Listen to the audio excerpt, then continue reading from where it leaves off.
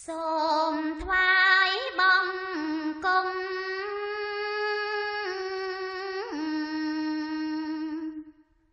ព្រះសាបុត្រប្រសើរបំផុតក្នុងលោកកា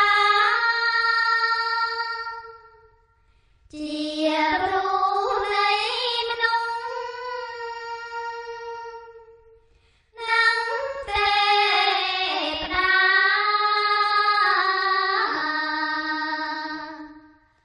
ទ្រង់ត្រាំទេសនា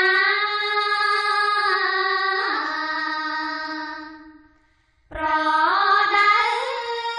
សន្តិចង់អល់ឲ្យដា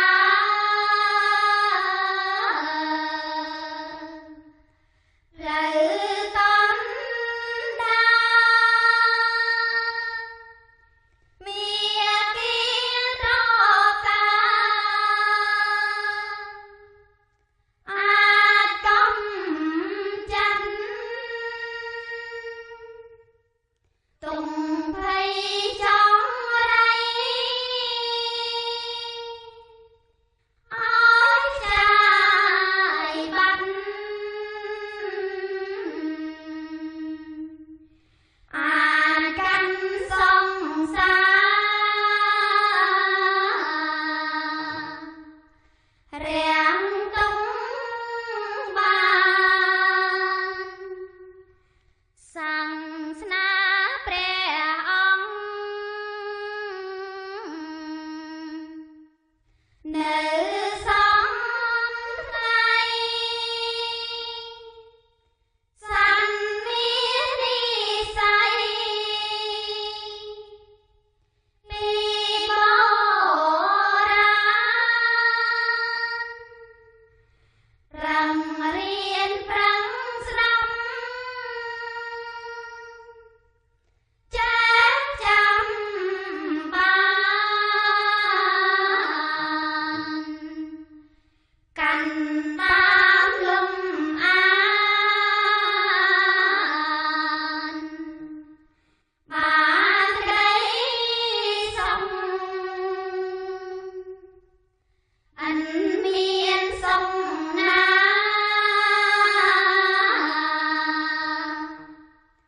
ស្មើក្ដីស្ងប់បាញ់ចំត្រឹមសុខ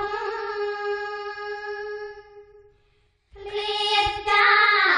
រទុំតាំងពីលោកនេះតទៅមុខ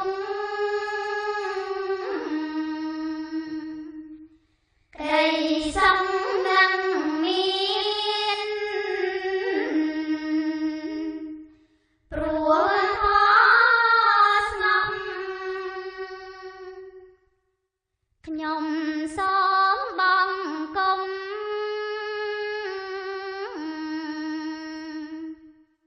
ពួងព្រះធម៌ព្រះសង្ឃបវរទាំងគ្រប់សពរួមជាត្រៃរណគួរគោរពជាម្លំត្រជាំងនៃ